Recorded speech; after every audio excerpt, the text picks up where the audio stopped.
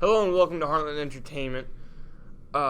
We felt bad about our little mix-up with the host, so we brought back Ryan Rinchuso to help us with this week's episode because we're talking about the Oscars, and we're going to be talking about who won Best Director, Actress, Actor, as well as Best Picture. And right off the bat, Best Director was won by Damien Chazelle for his direction on La La Land, which was just up for so many different nominations for so many different things. 14 different nominations. Tied a record for most ever. Wow. So, tied with what? Ben-Hur, Return of the King, and Titanic, I think, for the most ever. Tied for the most nominations ever. Didn't get the most wins ever, which we'll talk about, but tied for the most nominations of all time. Okay. And another one of those nominations was actually for Best Actress, which was taken home by Emma Stone for her performance as the leading lady in La La Land. What did you think of her performance? Like, did you think she earned that? I think she earned it. She was very good in it. I don't know how much of a stretch it was for her because she was playing a struggling actress, which she probably was before she hit it big with Zombieland and Easy A and Superbad and everything like that. But she did a really good job. You loved her in it. You could see her heartbreak. You could, cheer for her when she got the success. I thought she was really good in it. She is very deserving. I loved La La Land, so all the ones that they won, I did think they deserved. Like Damien Chazelle, I thought he did great. Loved his movie he did before this called Whiplash.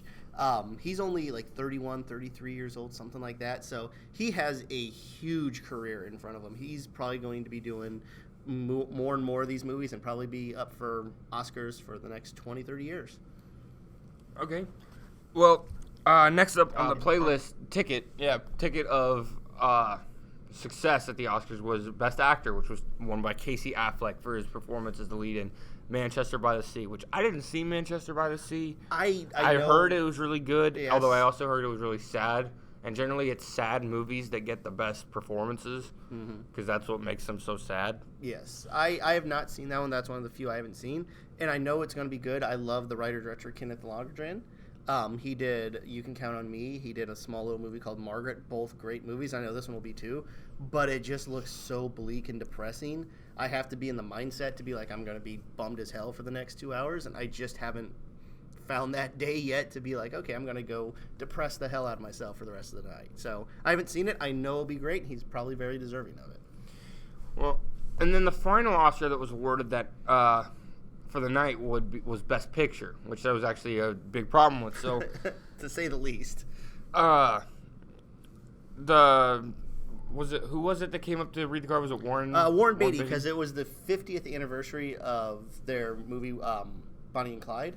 So Warren Beatty and Faye Dunaway got up there. And what happened was they are supposed to get rid, like each side of the stage has all the envelopes. So there's 2 of them just in case someone gets lost or something happens to some of them. So if the left gives the envelope for Best Actress, the right side is supposed to get rid of it. For whatever reason, that side didn't get rid of it. And so Emma Stone won it right before the Best Picture. And then when Best Picture came up, the person gave the Best Actress envelope to Warren Beatty again. He gets up there, they do their whole spiel. He opens the thing and he sees, instead of Best Picture, it says Emma Stone for La La Land. So he looks all around, doesn't know what to do. He looks like he wants to be anywhere else. Shows it to Faye Dunaway. She just goes, La La Land. So they play the music, the 7th award. Everybody thought they were going to win. Everything gets up there. All of a sudden, they're in the middle of their speeches and you start seeing all these producers with big headsets coming in. And one of the producers is like, oh, all right, we didn't win. Moonlight, you guys won. No, seriously, we're not joking. Shows up the card. It's Moonlight. So the poor La La Land people literally give the Oscar over to Moonlight. Moonlight people are still not sure what's going on. They do their speech. Everybody in the audience and watching at home is thinking, what just happened? It was the biggest, screw up ever in Oscar history. And it was for the biggest prize of the night. On a shocking upset, because if it was the other way around, like they said Moonlight, everybody would have been shocked, and then they said La La Land, it's like, okay, that makes sense. But, since they said La La Land, which everybody thought would win, oh yeah, this is what everybody thought, and then they're like, oh no, it's this, small little movie about an African-American child growing up and learning he's gay, people are like, oh, that won. So, it was 2 shocks on top of each other, and it was just the craziest 10 minutes of Oscar history I've seen, and I've been watching the Oscars since I was like 4 or 5 years old. So it was the craziest thing I think I've ever seen on it. Okay. Well, this also kind of, with Moonlight winning and La La Land failing, it kind of brings into question about all the other upsets that have happened, like when certain movies won over others and people throw huge fits. People just don't understand the decision. They don't fully grasp what happened. Exactly. So, like one of those that we're going to talk about is Crash winning over Brokeback Mountain, because a lot of people thought Brokeback Mountain was going to win for its compelling story and acting, but then Crash won. And the thing you have to think about in these kind of instances too is you want that best picture to be, for the times. It's going to be remembered in 30 years. You don't want to be this flash in the pan kind of movie. And that's what happened with Crash. Crash was really popular at the time, but if you look back now, it's just been, I think it won in 2005, so it's been 11, 12 years. It is a very cliched, just surface level, oh, racism is bad, let's fix racism kind of movie. And it's not good. It's not well acted, not well written, not well directed, but people voted for it, I think, because they're like, oh, we're going to talk about racism. It's bad. And it beat a movie that is very timeless, telling, a love story between two men, which at the time a lot of America wasn't ready for. And apparently we're more ready for it now because a movie about gay men won this year. But, if you look at the two movies in a vacuum, without, knowing what was going on with the politics and people trying to win this award and that award and this person's this movie, if you just watch the two movies in a vacuum, Brokeback Mountain is clearly the better made, more emotional film. And, that's what everybody was saying back then. Like, how can this win? Crash was much safer of a Best Picture win than Brokeback Mountain at the time. And I think that's the reason they did it. And people knew that Brokeback was good because Ang Lee, the director, actually won Best Director.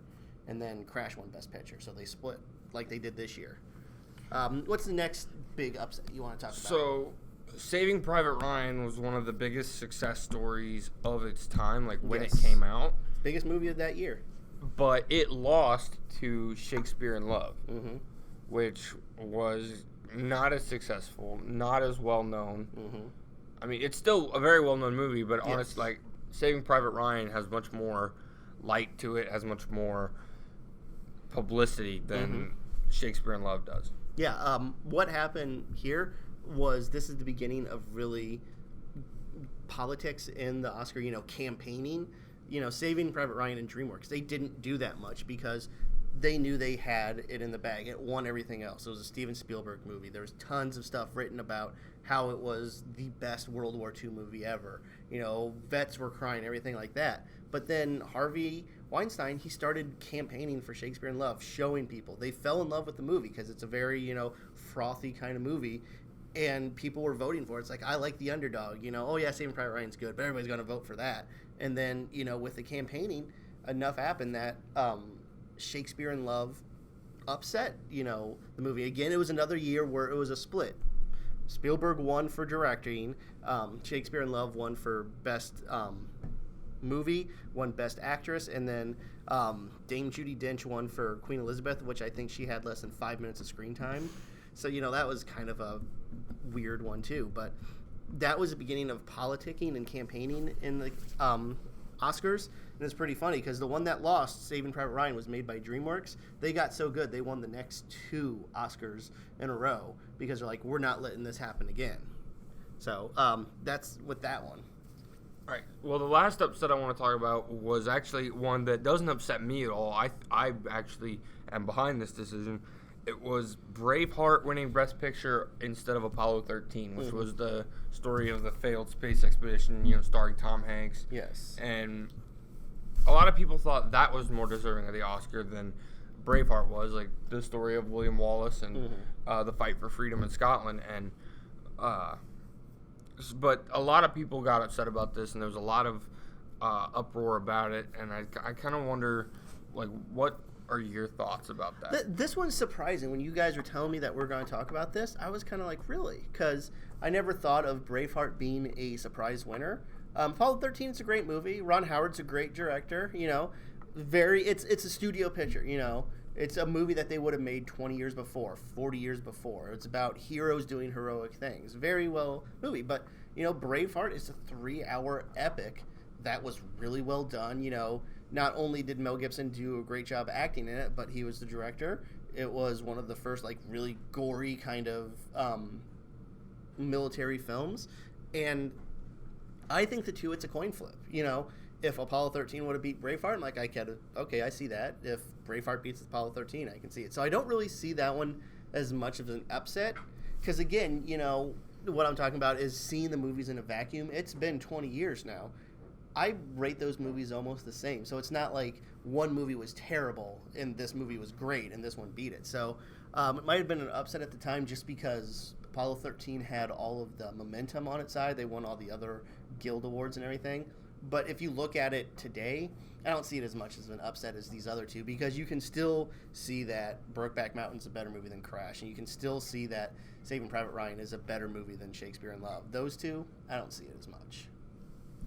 All right, well, that actually concludes our talk of the Oscars this year regarding who won Best Director, Actor, Actress, and Best Picture, and just some of the upsets through Oscar history. We hope you enjoyed this week's episode today's episode of Heartland Entertainment, and we hope you join us again. Bye.